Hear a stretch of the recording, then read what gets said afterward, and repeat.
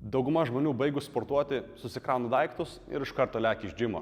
Bet gebėjimas suaktyvinti parasimpatinę nervų sistemą, tai yra primažinti stresą ir atsipalaiduoti, kartais gali būti ne ką mažiau svarbus, negu pats įėjimas į sporto salę.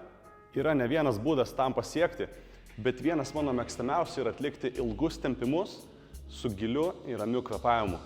Pradėk nuo pozicijų, kur jauti vidutinio stiprumo tempimą, kad nebūtum susikaustęs ir nekovotum prieš patį tempimą. Atliekant tempimus, įkvėpinėk į pilvą per maždaug 3 sekundės ir iškvėp per 6, stengiantis eiti giliau ir giliau tempimo link.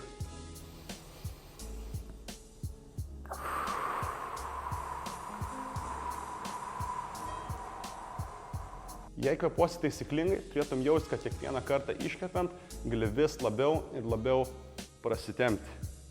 Nepersistenk ir įsitikink, kad visas procesas yra ramus ir atpalaiduojantis. Atlik po maždaug 5-6 kvėpavimo ciklus kiekvienam tempimui.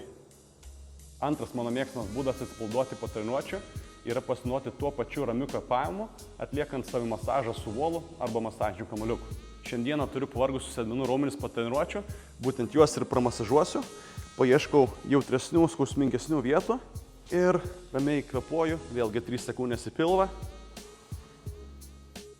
6 iškepiu ir bandau įskęsti gilin. Ir tokį kvėpavimą atliksiu minutę ar 2 kiekvienai skaudančiai kūno vietai. Išbandyk šiuos atsipalaidavimo būdus. Esu įsitikinęs, kad jie padės greičiau atsistatyti ne tik tavo kūnui, bet ir protui.